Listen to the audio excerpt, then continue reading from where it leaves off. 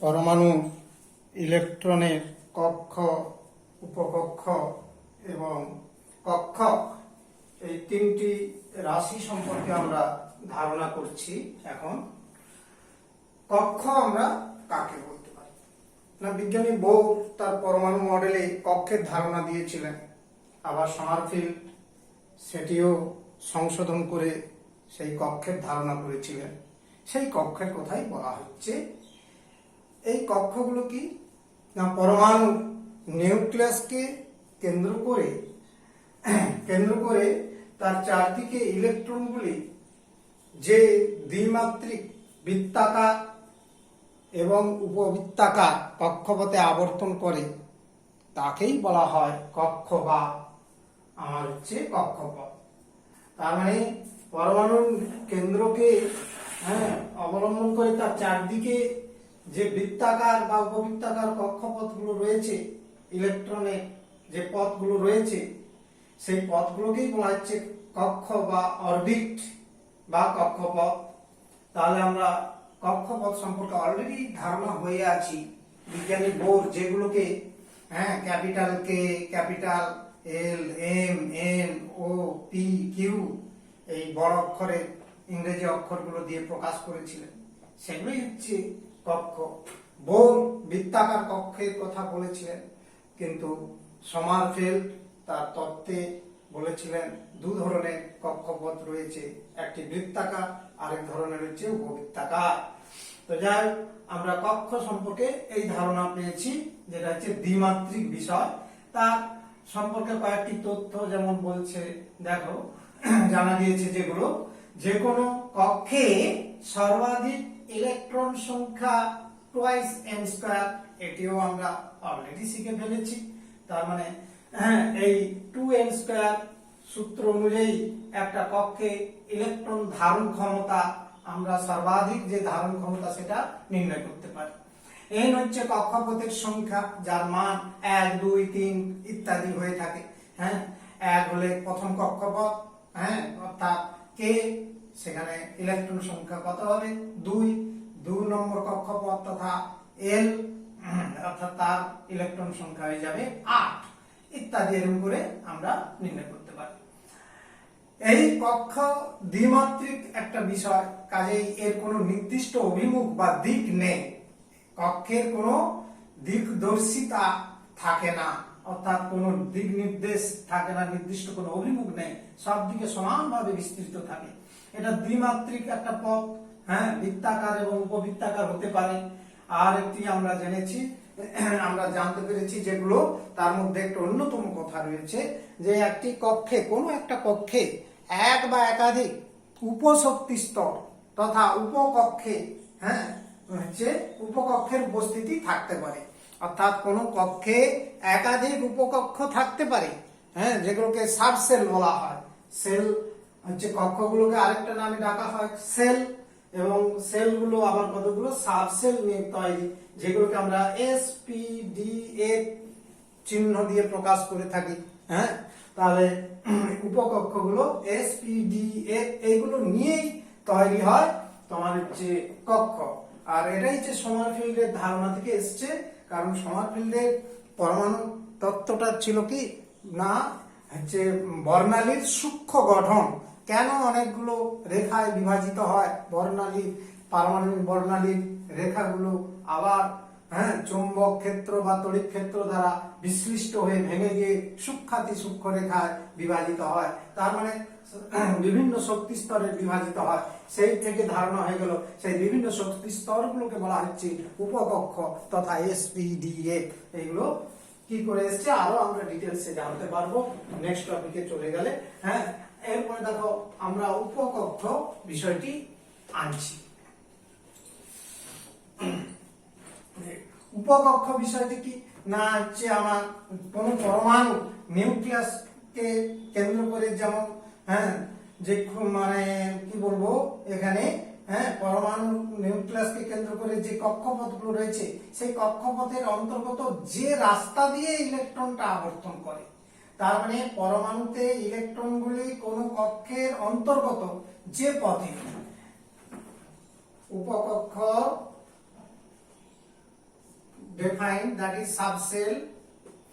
বলছি যে পরমাণু ইলেকট্রনগুলি, হ্যাঁ, আপনার হচ্ছে কোন কক্ষের অন্তর্গত যে ইলেকট্রনগুলি, পরমাণু ইলেকট্রন সমূহ কোন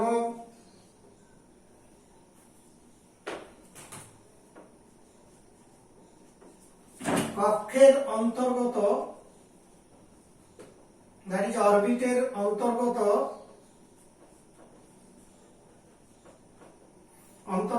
যে পথে আবর্তন করে, শেষ পথে হতে পারে, পি পথে হতে পারে, ডি, যেগুলোকে আমরা বলেছি, যে পথে ইলেকট্রনগুলো আবর্তন করে তাকে উপকক্ষ বা উপশক্তি স্তর বলা হয়, সাবসেল বলা হয়, অথবা এটাকে আবার আরেকটা ইংরেজি টার্মে বলা যায় সাবঅরবিট। তাহলে এই উপকক্ষ সম্পর্কীয় ধারণা এটাই আসবে। তার মানে সমশক্তি সম্পন্ন এক বা একাধিক পারমাণবিক কক্ষক নিয়ে আবার উপকক্ষ গঠিত। দেখো, যে উপকক্ষ সমশক্তি, প্রায় একই রকম শক্তি, এক বা একাধিক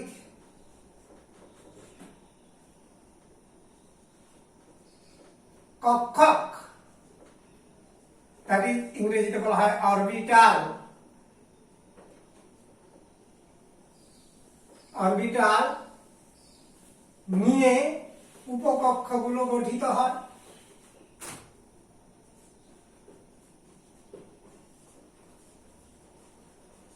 উপকক্ষ গঠিত, কেমন? তার মানে উপকক্ষের মধ্যে আরো কতগুলো, হ্যাঁ, কক্ষক বলে অরবিটাল বলে ইলেকট্রনের, হ্যাঁ, থাকার সম্ভাবনার জায়গা তথা গতিপথ থাকতে পারে, যেগুলোকে আমরা কক্ষক বলে থাকি।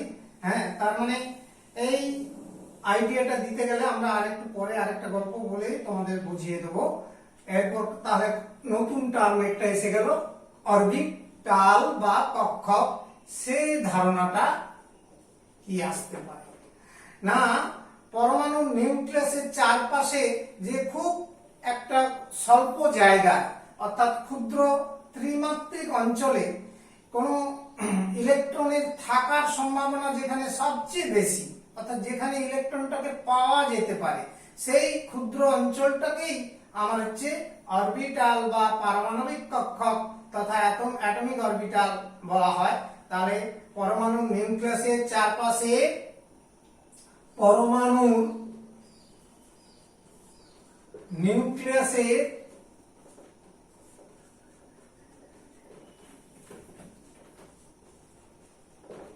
চারপাশে যে ক্ষুদ্র অঞ্চলে, এবং ক্ষুদ্র অঞ্চলটা হবে ত্রিমাত্রিক, থ্রি ডাইমেনশনাল, ত্রিমাত্রিক অঞ্চলে কোন একটি ইলেকট্রনকে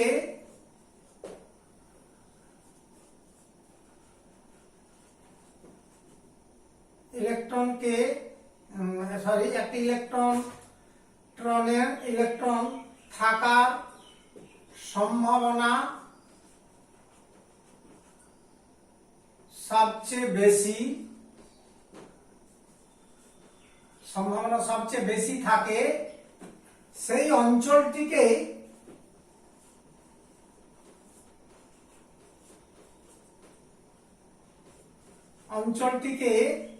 পারমাণবিক কক্ষক বা শুধু কক্ষক, that is orbital, atomic orbital বলা হয়। তাহলে ইলেকট্রন পাওয়ার যেখানে সব থেকে সম্ভাবনা রয়েছে এমন ত্রিমাত্রিক জায়গাটায়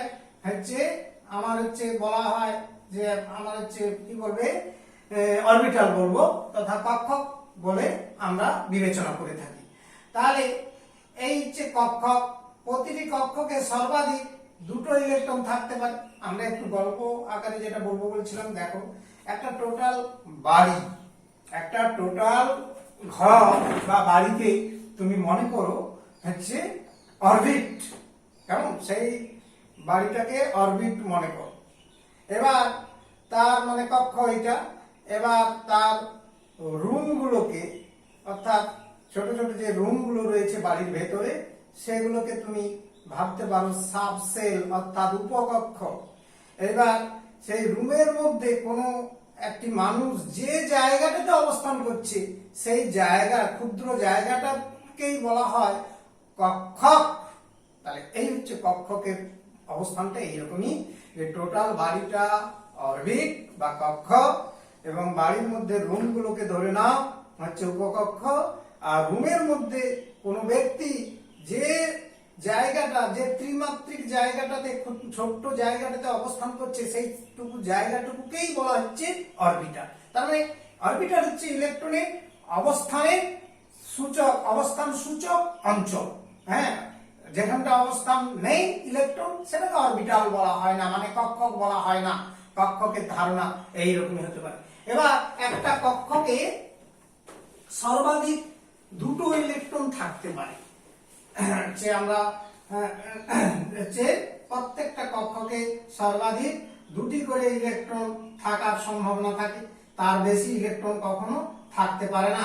এবং ওই কক্ষকে দুটি ইলেকট্রনের ঘূর্ণনের অভিমুখ হবে পরস্পর বিপরীতমুখী। হ্যাঁ, এগুলো কথাগুলো একটু লিখে দিচ্ছি, দেখো। প্রতিটি কক্ষকে সর্বাধিক দুটি ইলেকট্রন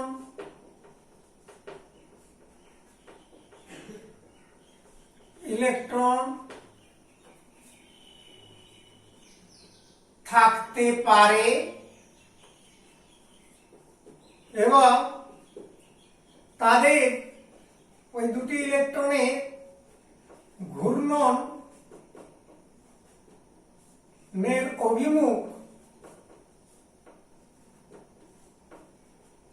অভিমুখ পরস্পরের বিপরীত হয়, বিপরীত মুখী বা দিক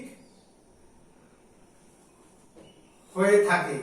তার মানে একটা যদি ঘড়ির কাঁটার দিকে ঘুরতে থাকে ক্লকওয়াইজ, একটা ইলেকট্রনের ঘূর্ণনের অভিমুখটা যদি ঘড়ির কাঁটার মতো পাক খায়, অপর ইলেকট্রনটির অ্যান্টি ক্লকওয়াইজ ঘড়ির কাঁটার বিপরীত দিকে হ্যাঁ হচ্ছে পাক খেতে থাকবে, অর্থাৎ ঘুরতে থাকবে নিজের অক্ষ বরাবর।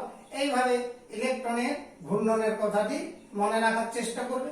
তাহলে এবার আমরা এই কক্ষক যে ধারণাটা নিয়েছিলাম, সেই কক্ষকগুলো কথা আরো একটু পরিষ্কার জানাই, যে তার মানে প্রতিটা উপকক্ষে একাধিক কক্ষক থাকতে পারে। আমরা এই কথাটা একটু আগেই আলোচনা করেছিলাম, যে কোনো একটি উপকক্ষে এক বা একাধিক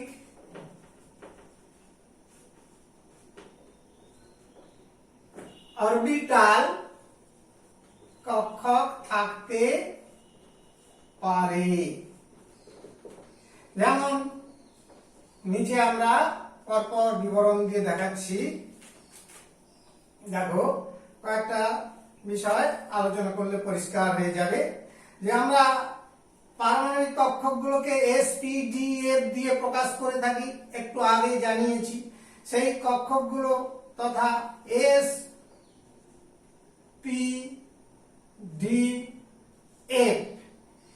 এই উপকক্ষে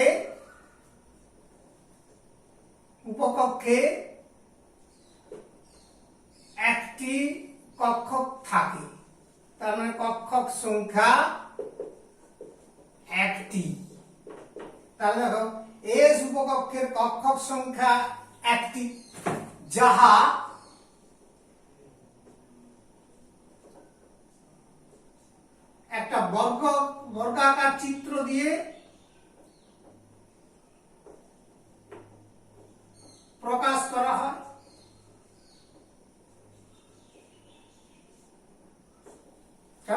দেখো আমরা কি বলছি, উপকক্ষের কক্ষকগুলো যে রয়েছে তার সংখ্যাটা একটা, এবং একটা বর্গাকার চিত্র দিয়ে ওটাকে আমরা ডিনোট করে থাকি। অর্থাৎ ধরো এস অরবিটাল বললে এই এস কক্ষক, এর নামটাও হবে এস কক্ষক। তাহলে এস উপকক্ষের কক্ষক সংখ্যা তথা এক জোড়া ইলেকট্রন থাকার জায়গা হচ্ছে একটি রয়েছে, আর পি উপকক্ষের কক্ষক সংখ্যা আমার তিনটি। হ্যাঁ, যে তিনটি তাদেরকে p x, p y, p z বলা হয়।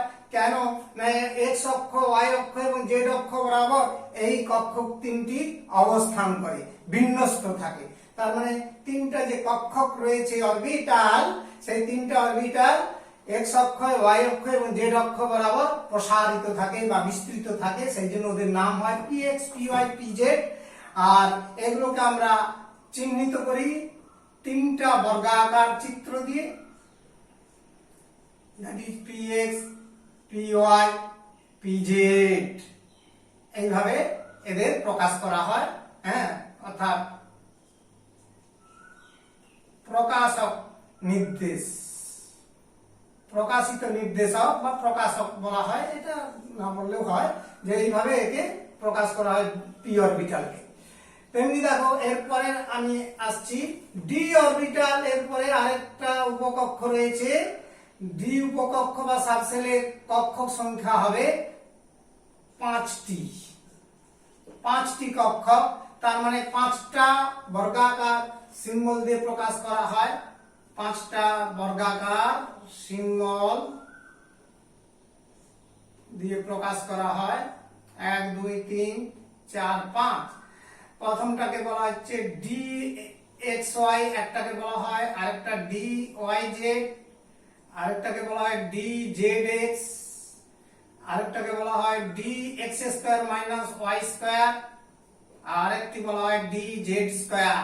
তাহলে দেখো পাঁচটা কক্ষক যেগুলো রয়েছে d x y, d y z, d z x, d z x square minus y square এবং ডি জেড স্কয়ার, এইভাবে পাঁচটি কক্ষক এস ডি অরবিটালে অর্থাৎ ডি সাবশেলে রয়েছে।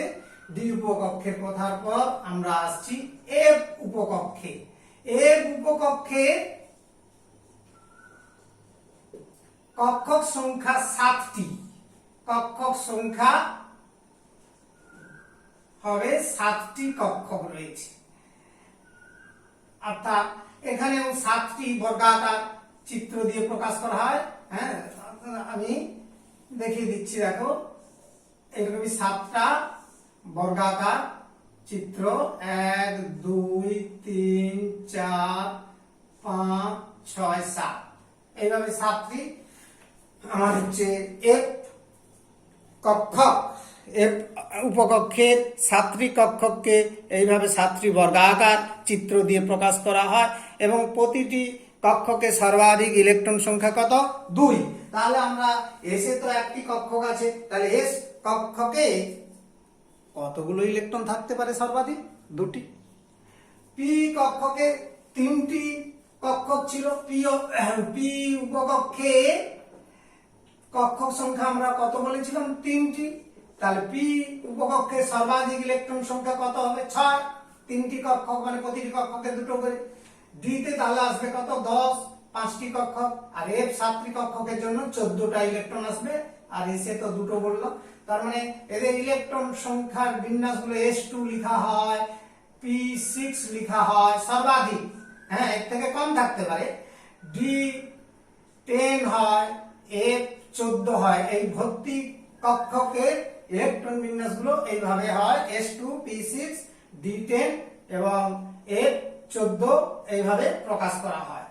আর এই কক্ষক সম্পর্কীয় এদের স্ট্রাকচার ইত্যাদি বিষয়গুলো আমরা পরবর্তী ধাপে আলাদা করে আলোচনা করব, কারণ এটা সম্পর্কে ডিটেলস আইডিয়া তোমাদের দরকার হবে। তাহলে এই হচ্ছে কক্ষ, উপকক্ষ এবং কক্ষক সম্পর্কীয় হচ্ছে ধারণা। আমরা 3টা বিষয় নিয়ে আলোচনা করলাম। Next very very important topic আমরা যেটা শুরু করব, হচ্ছে কোয়ান্টাম সংখ্যা সমূহ, অর্থাৎ quantum numbers.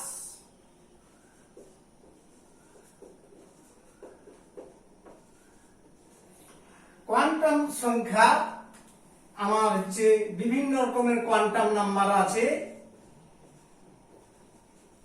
QUAM TUM numbers, কারণ একাধিক আছে কোয়ান্টাম নাম্বারস।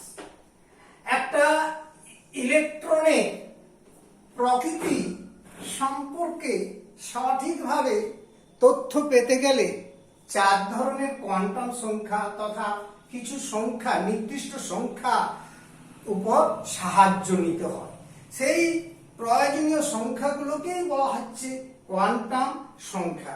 তাহলে ইলেকট্রনের প্রকৃতি নির্ভুলভাবে ব্যাখ্যা করার জন্য কিছু সংখ্যার প্রয়োজন হয়, অর্থাৎ হচ্ছে আমার কোন পরমাণুতে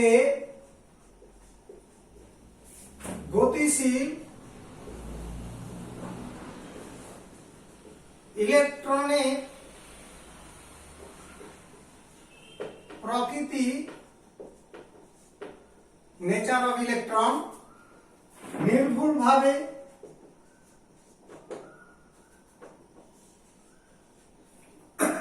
ইলেকট্রনের প্রকৃতি সম্পর্কে নির্ভুলভাবে ব্যাখ্যা বা বর্ণনা করার জন্য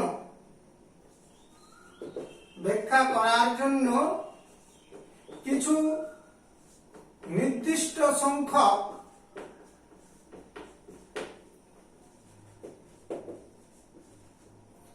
সংখ্যা প্রয়োজন হয়। সেই সংখ্যাগুলোকে, যে সংখ্যাগুলো দরকার হয়, সেই সংখ্যাগুলোকে কোয়ান্টাম সংখ্যা বলা হয়। তাহলে কোয়ান্টাম সংখ্যা আমরা কি বুঝলাম? না, এগুলো হচ্ছে এমন কিছু সংখ্যা যে সংখ্যাগুলো জানলে পরে একটা ইলেকট্রনের গতি প্রকৃতি তথা তার নেচার সম্পর্কে ব্যাখ্যা করতে আমরা পারবো, তার সামগ্রিক ব্যাখ্যা দিতে পারবো। এই ধরনের 4 প্রকার কোয়ান্টাম সংখ্যা রয়েছে। হ্যাঁ, 4 প্রকার কোয়ান্টাম সংখ্যা বর্তমান, যেগুলো হলো নাম্বার 1 মুখ্য কোয়ান্টাম সংখ্যা, যেটা বোরের ধারণা, মুখ্য কোয়ান্টাম সংখ্যা বা principal quantum number small n। এবার দেখো দ্বিতীয় গৌণ কোয়ান্টাম সংখ্যা বা দিগংশীয় কোয়ান্টাম সংখ্যা, যেটা সোমারফেল্ডের ধারণা, কোয়ান্টাম সংখ্যা, যেটা সোমারফেল্ডের পারমাণবিক মডেল থেকে পেয়েছি। নাম্বার 3 এছাড়া রয়েছে চুম্বকীয় কোয়ান্টাম সংখ্যা বা চুম্বক কোয়ান্টাম সংখ্যা,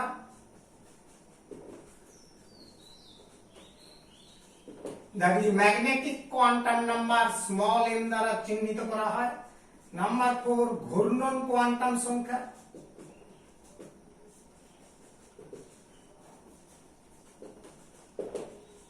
যেটা s দিয়ে চিহ্নিত করা হয়। স্পিন কোয়ান্টাম নাম্বার, তাহলে principal quantum number, azimuthal quantum number এবং হচ্ছে যাকে বলা হচ্ছে ম্যাগনেটিক কোয়ান্টাম নাম্বার এবং স্পিন কোয়ান্টাম নাম্বার, এই 4 ধরনের কোয়ান্টাম নাম্বার সম্পর্কেও আমরা আলোচনা করতে যাচ্ছি। যে কোয়ান্টাম সংখ্যাগুলো রয়েছে 4 প্রকারের। ফার্স্ট হচ্ছে মুখ্য কোয়ান্টাম সংখ্যা,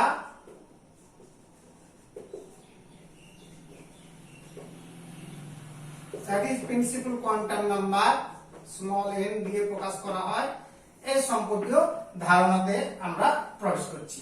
দেখো, নিউক্লিয়াস থেকে ক্রমশ দূরে ইলেকট্রনগুলি কতগুলি নির্দিষ্ট হচ্ছে সুস্থির যে কক্ষপথে কতগুলো নির্দিষ্ট ব্যাসার্ধের সুস্থির কক্ষপথে ঘোরে, এটা আমরা জানি। এই কক্ষপথগুলোকে আমরা capital K, capital L, capital M, capital N দ্বারা প্রকাশ করে থাকি। এবং এগুলো আমরা এই যে সংখ্যা, এদের যে সংখ্যা সেই 1, 2, 3 ইত্যাদি, এগুলোকেই বলা হচ্ছে মুখ্য কোয়ান্টাম সংখ্যা স্মল এ। তাহলে নিউক্লিয়াস থেকে ক্রমবর্ধমান দূরত্ব অনুসারে পরমাণু নিউক্লিয়াস থেকে ক্রমবর্ধমান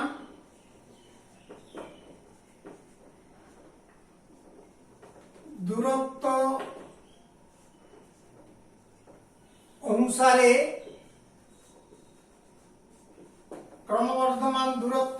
অনুসারে আমার হচ্ছে যাকে বলা হচ্ছে ইলেকট্রনগুলি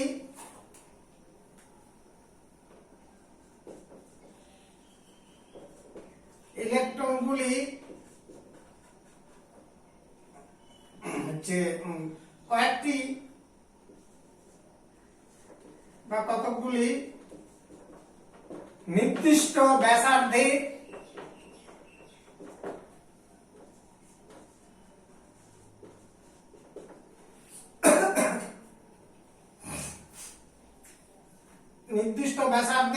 সুস্থির কক্ষপথে আবর্তন করে।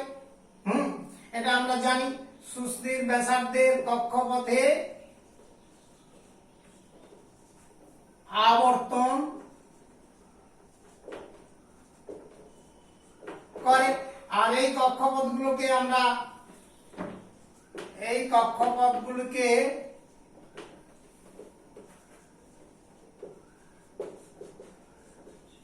ক্যাপিটাল কে, এল, এম, এন ইত্যাদি বা 1, 2, 3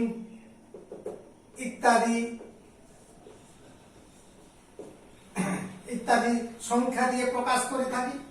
ইত্যাদি সংখ্যা দিয়ে প্রকাশ করা হয়। কেমন? এই যে সংখ্যাগুলো দিয়ে প্রকাশ করে থাকি, এই সংখ্যাগুলিকে মুখ্য কোয়ান্টাম সংখ্যা বলা হয়। এই সংখ্যা নাম্বার গুলোকে কোয়ান্টাম সংখ্যা তথা স্মল এন কেমন ডিফাইন করা হয়। তাহলে এগুলো হচ্ছে কোয়ান্টাম সংখ্যা। পরিচিতি আমাদের অলরেডি হয়ে আছে।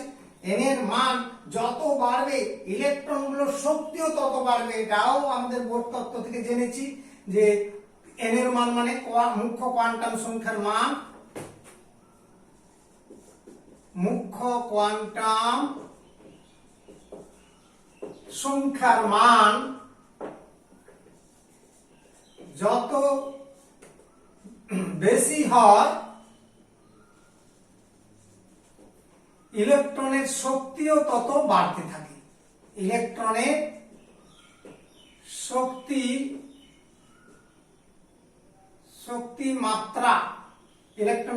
মাত্রাও তত বৃদ্ধি হয়, তত বৃদ্ধি পায়। তাহলে ইলেকট্রনের এনার্জি ক্রমশ বাড়তে থাকবে। তাহলে মুখ্য কোয়ান্টাম সংখ্যা আমরা এটা একটা বিশেষভাবে পরিচিতি পেলাম। ইলেকট্রনের শক্তি মাত্রার পরিচয় দিতে পারি। এন এর মান 1 হলে তার যা শক্তি হবে সেই কক্ষে যে ইলেকট্রনের শক্তি হবে। এন এর মান 2 হলে তার শক্তির মান অর্থাৎ ইলেকট্রনটার শক্তির মান আরো বেশি হবে। তার মানে দ্বিতীয় কক্ষে ইলেকট্রনের শক্তি উচ্চ হয় প্রথম কক্ষের শক্তি থেকে। এই মুখ্য কোয়ান্টাম সংখ্যার সাহায্যে আমরা জানতে পারি। এছাড়া ইলেকট্রনের কক্ষপথের আকারও জানা যায়। এটাও একটা গুরুত্বপূর্ণ বিষয় যে মুখ্য কোয়ান্টাম সংখ্যার দ্বারা মুখ্য কোয়ান্টাম সংখ্যা n দ্বারা কক্ষপথের ইলেকট্রনের কক্ষপথে আকার সম্পর্কে ধারণা করা যায়। আকার সম্পর্কে ধারণা করা যায়। অর্থাৎ n এর মান যত বাড়বে ইলেকট্রনের আকার তত বৃদ্ধি পেতে থাকে, অর্থাৎ পরমাণুর আকারটা বড় না ছোট সেটা জানা যায়। n এর মান যত বেশি হয় কক্ষপথের আকার তত বড় হয়, আর এটা আমরা হিসাবে অলরেডি জানি। যেমন দেখো আমরা যাকে বলেছে n এর মান যত বেশি হবে কক্ষপথের আকার তত বড় হবে। আর ইলেকট্রনটা নিউক্লিয়াস থেকে খুব দূরে আছে না কাছে আছে সেটাও জানা যাবে, কারণ n এর মান যত বেশি হবে নিউক্লিয়াস থেকে তত দূরে ইলেকট্রনটা থাকবে। তার মানে ইলেকট্রনের অবস্থান সম্পর্কেও এই যে আমার মুখ্য কোয়ান্টাম সংখ্যা জানতে পারি। তাহলে দেখো আমরা আকার সম্পর্কে যেমন ধারণা দিচ্ছি, যেমন তোমরা জানো কে কক্ষের আকার ছোট, কারণ এর মুখ্য কোয়ান্টাম সংখ্যার মান 1। এল কক্ষের আকার বড়, যার n এর মান 2, অর্থাৎ মুখ্য কোয়ান্টাম সংখ্যার মান যত বাড়ছে এটা আকারটা তত বাড়ছে। এর থেকে দেখো আমাকে n কক্ষের আকার, কারণ n এর মান 3 ইত্যাদি। এইভাবে আমরা পরমাণুর কক্ষের আকার সম্পর্কে ধারণা করতে পারি, তেমনি ইলেকট্রন কত দূরে আছে সেটাও জানতে পারি। তাহলে আমার একটা মুখ্য শক্তি স্তরে তথা কক্ষে অরবিটে সর্বাধিক ইলেকট্রন সংখ্যা আমরা এই প্রিন্সিপাল কোয়ান্টাম নাম্বারের সাহায্যে মনে রাখতে পারি, গণনা করতে পারি। তাহলে কয়েকটা বিষয় মনে রাখতে পারো, তাৎপর্য বা বিশেষ দ্রষ্টব্য। এর তাৎপর্য n এর তাৎপর্য, তার মুখ্য কোয়ান্টাম সংখ্যার তাৎপর্য সম্পর্কেও আইডিয়া কয়েকটা আমরা মনে রাখতে পারি। কি কি? যেমন ধরো একটা মুখ্য শক্তি স্তরে নম্বর 1, মুখ্য শক্তি স্তরে তথা আমরা যাকে কক্ষ বলে জানি, সর্বাধিক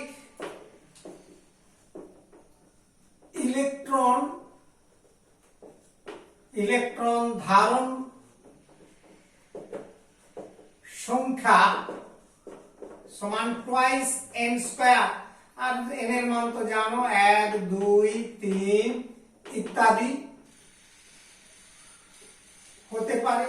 এটা আমাদের আইডিয়া যে অলরেডি করে রেখে দিয়েছি।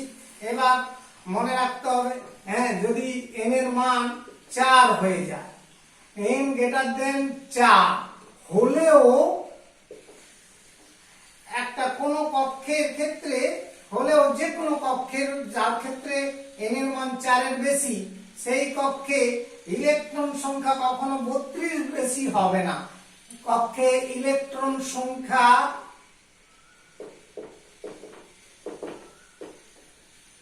32 এর বেশি হয় না। তার মানে সর্বাধিক একটা কক্ষে 32 ইলেকট্রন থাকতে পারে, 32টি ইলেকট্রন থাকতে পারে, তার বেশি ইলেকট্রন কখনোই প্রবেশ করতে পারে না। এটা মাথায় রাখার চেষ্টা করতে হবে তোমাকে। n এর মান 4 হয়ে গেলে কি 4 4 16 দিয়ে 32, 5 হয়ে গেলে 4 এর থেকে বেশি মানে 5 হলে 50টা ইলেকট্রন হওয়ার কথা, কিন্তু 50টি ইলেকট্রন থাকতে পারে না। ওই 5 নম্বর শক্তি স্তরে তথা কক্ষে ইলেকট্রন সংখ্যা কত হবে? 32 হওয়ার কথা ছিল কত? 50। তার মানে ওর পরে সমস্ত কক্ষে সর্বাধিক 32টার বেশি ইলেকট্রন থাকবে না। এটা মাথায় রাখার চেষ্টা করতে হবে। আর নাম্বার 3 মাধ্যমকেও জেনেছো তোমরা যে সর্ববহিস্থ কক্ষে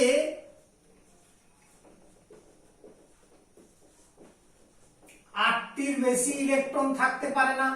8টির বেশি পরমাণুর সবচেয়ে বাইরের কক্ষে 8টির বেশি ইলেকট্রন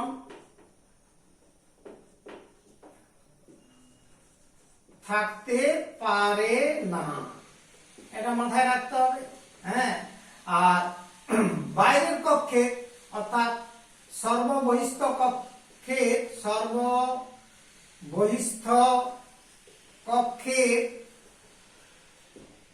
ঠিক আগে অর্থাৎ তার ভেতরে কক্ষে 18টির বেশি ইলেকট্রন থাকবে না, 18টি বেশি ইলেকট্রন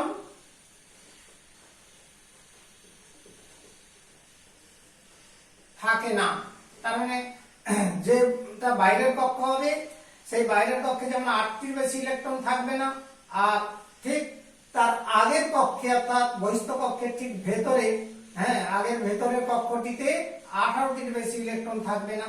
আর যদি পরমাণুতে, হ্যাঁ এটা একটু যদি মনে রাখতে পারো, যদি পরমাণু কোনো ভিতরের কক্ষ ভর্তি না হয়ে বাইরের কক্ষে ইলেকট্রন প্রবেশ করে, 5 নম্বরে পয়েন্টিং করে দিচ্ছি, দেখো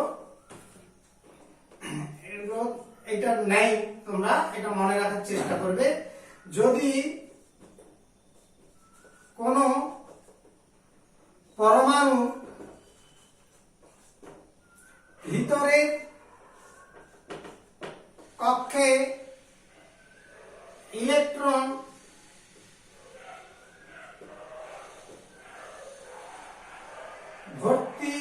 সম্পূর্ণ ভর্তি না হয়ে বাইরের কক্ষে, সবচেয়ে বাইরের কক্ষে ইলেকট্রন প্রবেশ করে,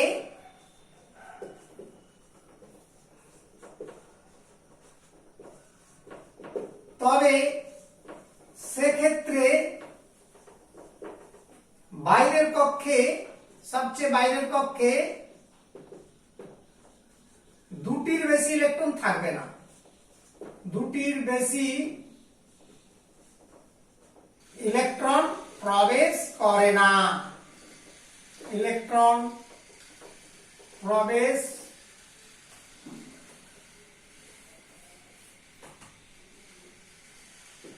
করতে পারে না। কেমন, ঠিক আছে? তাহলে এটা একটা বিশেষ পয়েন্ট করে মানে রাখতে হবে। তাহলে আমরা প্রিন্সিপাল কোয়ান্টাম নাম্বার বা মুখ্য কোয়ান্টাম সংখ্যা সম্পর্কে যে ধারণা করলাম সেটা পরিষ্কার হয়ে গেলাম যে এখান থেকে আমরা দুটো খুব গুরুত্বপূর্ণ বিষয় জানতে পারছি। একটা হচ্ছে সবচেয়ে বাইরের কক্ষে ইলেকট্রন কিভাবে প্রবিষ্ট হতে পারে, আর সর্বাধিক ইলেকট্রন কতগুলো করে একটা কক্ষে প্রবেশ করতে পারে, তেমনি ইলেকট্রনটি নিউক্লিয়াস থেকে কত দূরে আছে সেটাও জানতে পারি। তাছাড়া ইলেকট্রন যে কক্ষে রয়েছে সেই কক্ষটার আকারটা বড় না ছোট সেটাও জানতে পারি। এই তথ্যগুলো আমার এই কোয়ান্টাম সংখ্যার সাহায্যে আমরা নির্ণয় করতে পারি। নেক্সট হচ্ছে অ্যাজিমুথাল কোয়ান্টাম সংখ্যা, অর্থাৎ গৌণ কোয়ান্টাম সংখ্যা বা দিগংশীয় কোয়ান্টাম সংখ্যা। গৌণ বা অ্যাজিমুথাল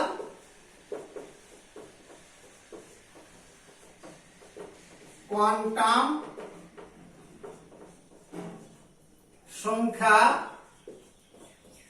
স্মল এল দ্বারা প্রকাশ করা হয়। হচ্ছে গৌণ কোয়ান্টাম সংখ্যা আমরা কি হিসাবে জানতে পারি, দেখো না, সমারফিল্ড হাইড্রোজেন পরমাণুর বর্ণালীর সূক্ষ্ম গঠন ব্যাখ্যা করতে গিয়ে ইলেকট্রনের 2 প্রকার কক্ষপথের কথা ধারণা করেছিলেন, একটি বৃত্তাকার আর একটা উপবৃত্তাকার। আর সেই উপবৃত্তাকার কক্ষপথের ব্যাখ্যা করতে গিয়ে এই গৌণ কোয়ান্টাম সংখ্যা প্রবর্তন করেছিলেন। তাহলে আমরা হাইড্রোজেন পরমাণু রেখা বর্ণালী সমারফেল্ড হাইড্রোজেন পরমাণু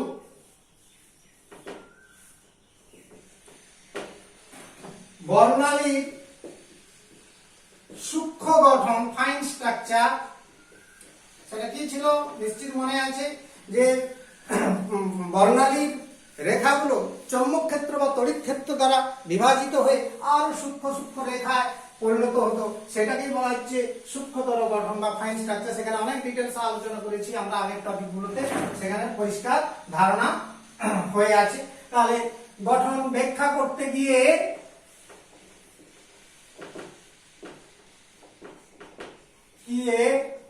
দুই প্রকার কক্ষপথের তথা বৃত্তাকার ও উপবৃত্তাকার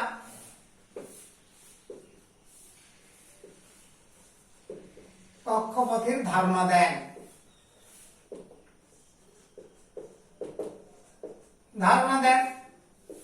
এটা হচ্ছে বিষয়টি। তারপরে দেখো এই উপবৃত্তাকার কক্ষপথ আবার উপবৃত্তাকার ইলেকট্রিক্যাল কক্ষপথের ব্যাখ্যা করতে গিয়ে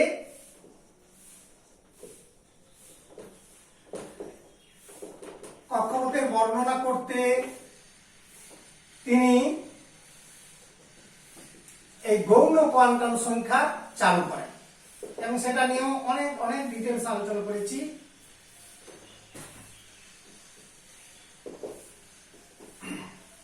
গৌণ কোয়ান্টাম সংখ্যা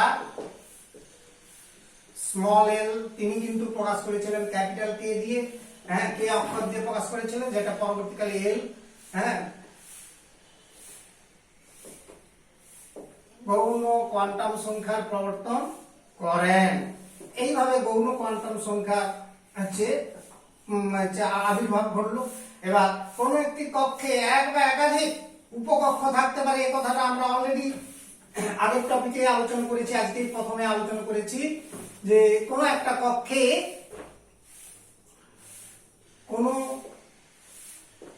একটি কক্ষে অরবিটের মধ্যে কি হচ্ছে এক বা একাধিক উপকক্ষ থাকতে পারে।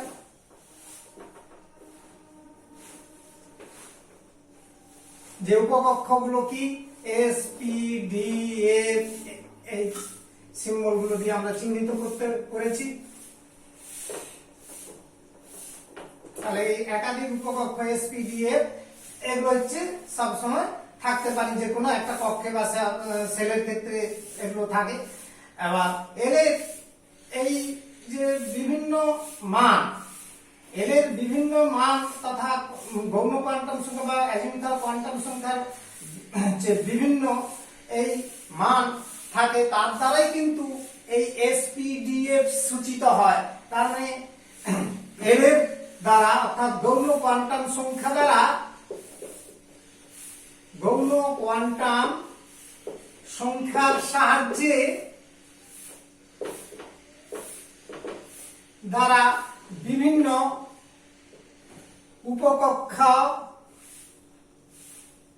তথা এসপিডিএফ কে নির্দেশ করা হয়। তার মানে এসপিডিএফ এর নির্দেশক কি না গৌণ কোয়ান্টাম সংখ্যার নির্দিষ্ট মান। তার মানে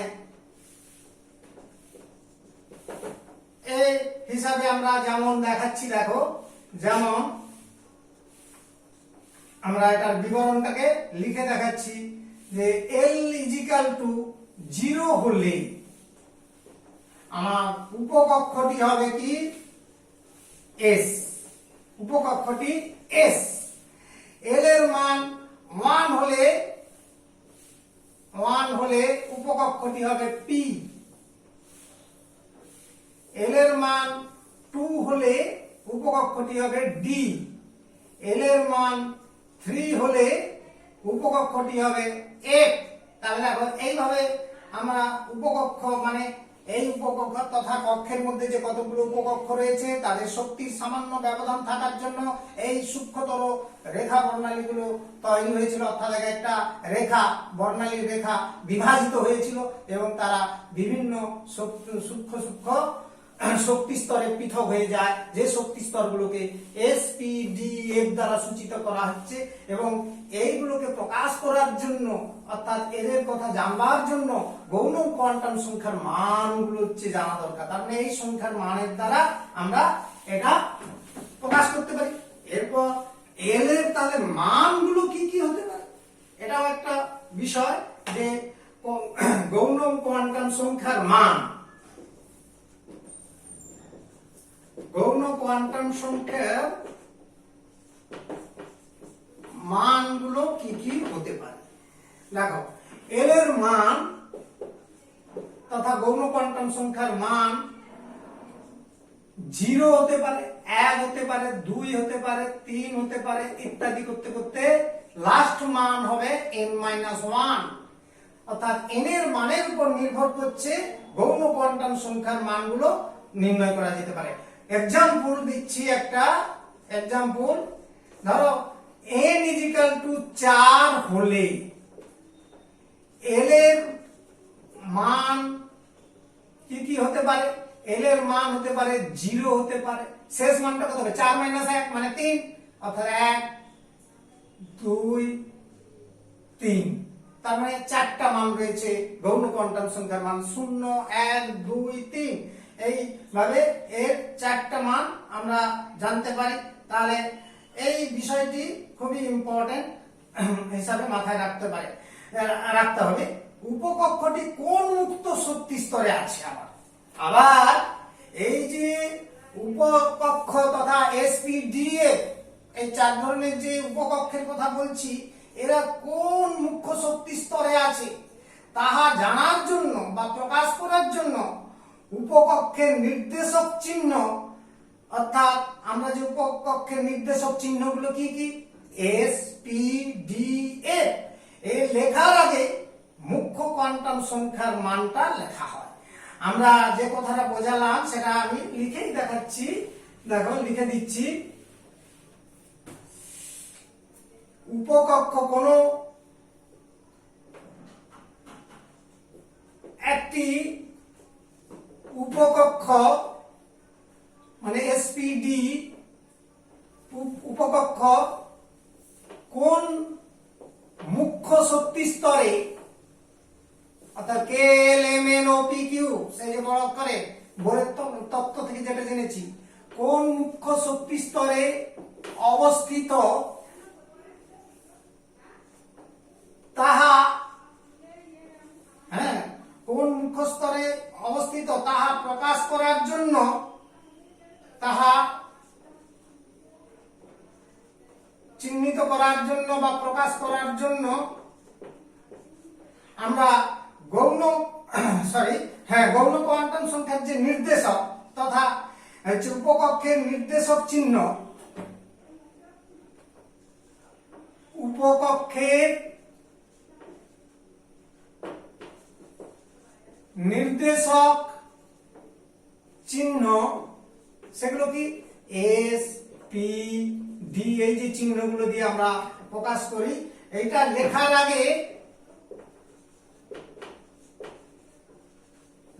আগে মুখ্য কোয়ান্টাম সংখ্যা n এর মান মানে মুখ্য কোয়ান্টাম সংখ্যার মান, মুখ্য কোয়ান্টাম সংখ্যার মান লেখা হয়। তাহলে SP-DF এর আগে আমার হচ্ছে মুখ্য কোয়ান্টাম সংখ্যার মান আমরা লিখতে পারি। মানে কি বোঝাচ্ছে, ওটা যেন একটা সহগ রূপে কাজ করছে, s এর সহগ যেমন 1s 2s বা p এর হচ্ছে যেমন 3p 2p, তার মানে 2 নম্বর মুখ্য শক্তি স্তরের হচ্ছে p অরবিটাল, অর্থাৎ p উপকক্ষটা কি 2 নম্বর শক্তি স্তরে, 3 নম্বর মুখ্য শক্তি স্তরের p অরবিটাল। আবার দেখো 2 নম্বর শক্তি স্তরের হচ্ছে এটা হচ্ছে s কক্ষ, s উপকক্ষ। তার মানে এই 1 2 এই যে সংখ্যাগুলো এগুলো হচ্ছে কি প্রিন্সিপাল কোয়ান্টাম নাম্বার, ওটা কোন শক্তি স্তরে ওই উপকক্ষটা আছে তা বোঝানোর জন্য এটা প্রকাশ করা হয়। তাহলে বিষয়টি নিশ্চিত ধারণা করলে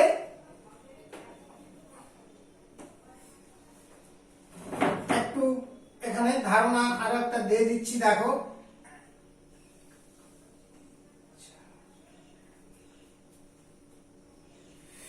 কে ধরো কক্ষ তারপর হচ্ছে n এর মান অর্থাৎ মুখ্য কোয়ান্টাম সংখ্যার মান আর হচ্ছে এল এর মান, উপকক্ষ, যে বিষয়গুলো আমরা এখানে পড়লাম সেটা একটু বুঝিয়ে দিচ্ছি, একটা টেবুলেট করে দেখিয়ে দিচ্ছি, একটা সারণীর মাধ্যমে দেখিয়ে দিচ্ছি। দেখো, ধরো কে কক্ষে এন এর মান কত জানি 1, এল এর মান এন এর মান 1 হলে এল এর লাস্ট মানটা কত n-1 মানে 0, অর্থাৎ এল এর একটা মান আছে, কারণ এল এর মান আমরা অলরেডি জেনেছিলাম কিছুক্ষণ আগে, 0 1 2 ইত্যাদি করতে করতে n-1 এটা হচ্ছে শেষ মান হবে। তাহলে এর হচ্ছে প্রথম মান হচ্ছে কত 0, তাহলে 0 হলে এক্ষেত্রে এটা আসবে। তার মানে এবার দেখো এল এর মান 0 হলে উপকক্ষটা কি হয় s। এবার এই s টা কোন মুখ্য শক্তি স্তরে, না 1 নম্বর মুখ্য শক্তি স্তর, মানে কে কক্ষে, তার মানে 1s, এটা প্রকাশ হয়ে গেল। এবার দেখো n কক্ষের ক্ষেত্রে n এর মান কত জানি 2, n এর মান 2 হলে l এর মান কি হবে 0 আর 1, অর্থাৎ 0 হয় 1 হয়। যখন 0 হবে l তখন অরবিটালটা হয় s, এর সহগ কি হবে 2। তেমনি যখন l এর মান 1 হয় তখন অরবিটালটা কি হয় p অরবিটাল, আর হচ্ছে তখন তার সহগ কি হবে 2p, অর্থাৎ এই রকমই এর প্রকাশক মান আসছে। তারপর দেখো m অরবিটের ক্ষেত্রে, অর্থাৎ m কক্ষের ক্ষেত্রে আমার প্রিন্সিপাল কোয়ান্টাম নাম্বার কত, না 3 নম্বর শক্তি স্তর। 3 হলে l এর মান কি হবে 0 1 2। এবার দেখো l এর মান 0 হলে অরবিটাল তথা উপকক্ষটা হয় s, 1 হলে p, 2 হলে d। এবার এদের সহগগুলো কি আসছে, অর্থাৎ আগে মুখ্য সংখ্যাগুলো আসছে, মুখ্য কোয়ান্টাম সংখ্যাগুলো বসিয়ে দিতে হবে। এই হচ্ছে কথাগুলো বিবরণ দিলাম। তাহলে এই হচ্ছে আমার গৌণ কোয়ান্টাম সংখ্যা সম্পর্কীয় কিছু ধারণা। এছাড়া গৌণ কোয়ান্টাম সংখ্যার কয়েকটি তাৎপর্যের কথা মনে রাখার চেষ্টা করবে। গৌণ কোয়ান্টাম সংখ্যা তাৎপর্য, যেটার গুরুত্ব কি আছে, এর গুরুত্বগুলো কি আছে, না আমার প্রথমেই মাথায় রাখতে হবে যে এই ইহার দ্বারা উপবৃত্তাকার কক্ষপথের ধারণা পাওয়া যায়, যেটা সমারফিল্ড দিয়েছেন। উপবৃত্তাকার কক্ষপথের ধারণা করা যায়।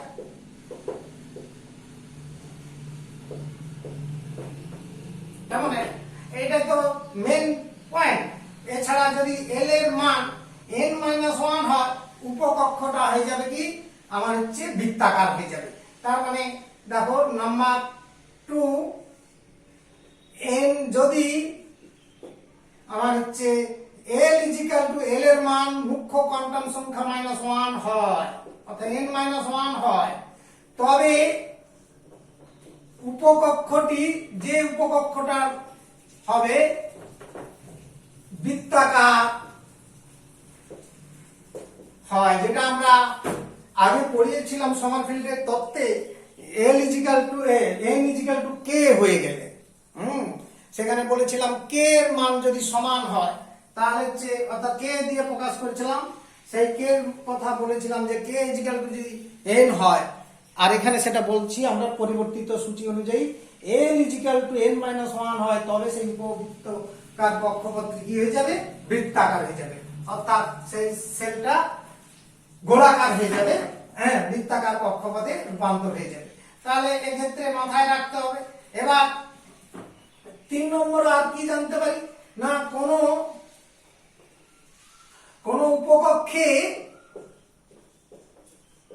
উপকক্ষে হচ্ছে মোট কক্ষকের সংখ্যা, উপকক্ষে উপস্থিত মোট কতগুলো কক্ষক রয়েছে, কতগুলো অরবিটাল রয়েছে, মোট কক্ষক সংখ্যা হবে টুয়াইস এল প্লাস 1। এবার কক্ষকে তাহলে ইলেকট্রন ধারণ ক্ষমতা কত হবে? 4 নম্বর দেখো, কোন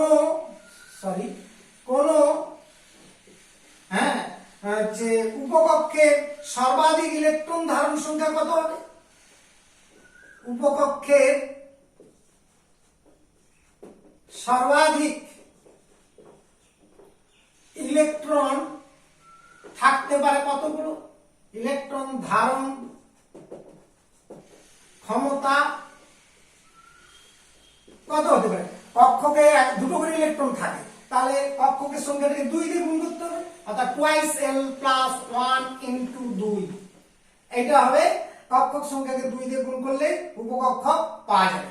এবার কোন উপকক্ষে যখন ইলেকট্রন আবর্তন করে তার কক্ষীয় কৌণিক ভরবেগের মানটাও আমাদের জানা দরকার। কোন উপকক্ষে গতিশীল, এটা প্রায় একটা অঙ্ক তোমাদের করতে দেওয়া হয় এই ফর্মুলা থেকে। কোন উপকক্ষে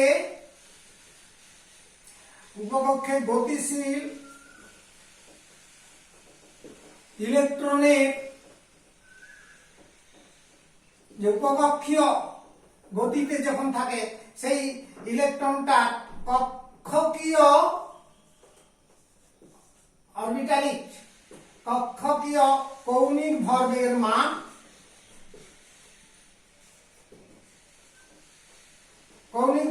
মান এই গৌণ কোয়ান্টাম সংখ্যার সাহায্যে নির্ণয় করা হয়। Capital L is equal to square root of L into L plus 1 into h by 2 pi. তাহলে স্মল l ইনটু, এটা রুটের মধ্যে আছে, small l into L plus 1 বাইরে আসবে ইনটু h বাই 2 পাই। এটা হচ্ছে গৌণ ভরবেগের মান, কক্ষীয় কৌণিক ভরবেগের মান। এটা মাথায় রাখতে হবে। এবার L এর মান যত বৃদ্ধি পায় উপকক্ষের শক্তির মাত্রাও তত বেশি বাড়তে থাকবে। তার মানে L এর মানের উপর তথা গৌণ কোয়ান্টাম সংখ্যার মান বৃদ্ধিতে, নাম্বার 6, গৌণ কোয়ান্টাম সংখ্যা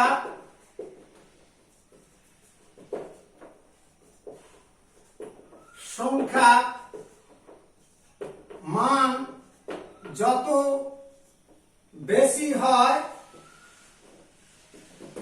উপকক্ষের শক্তি মাত্রাও তত বেশি হবে। তত শক্তি মাত্রা বেশি হবে। যেমন এখানে একটা শক্তি মাত্রার ক্রম, আমরা উপকক্ষগুলো যে 4 ধরনের উপকক্ষ জানি, SPDA, কোন একটা নির্দিষ্ট শক্তি মুখ্য শক্তি স্তরে অবস্থিত অবশ্যই হতে হবে। কোন একটি মুখ্য শক্তি স্তরে বা কক্ষে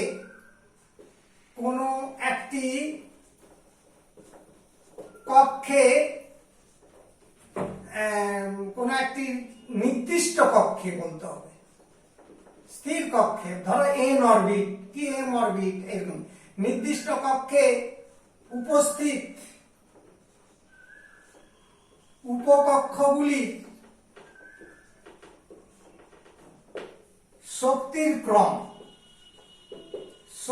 ক্রমটা কেমন? না, আমরা তো জানি S, যেখানে মুখ্য কোয়ান্টাম সংখ্যার মান কত, গৌণ কোয়ান্টাম সংখ্যার মান 0, এটা সব থেকে কম। তারপরে দেখো P, এর হচ্ছে মুখ্য গৌণ কোয়ান্টাম সংখ্যার মান কত, 1। তারপর দেখো D, গৌণ কোয়ান্টাম সংখ্যার মান 2। F, সবচেয়ে বেশি শক্তি হবে F, এর গৌণ কোয়ান্টাম সংখ্যার মান 3। তাহলে শক্তির ক্রমগুলো S সবচেয়ে লোয়েস্ট, P বেশি, D আরো বেশি, আর F এর শক্তি সবচেয়ে বেশি হবে। তবে একই শক্তি স্তর হতে হবে। যেমন ধরো 4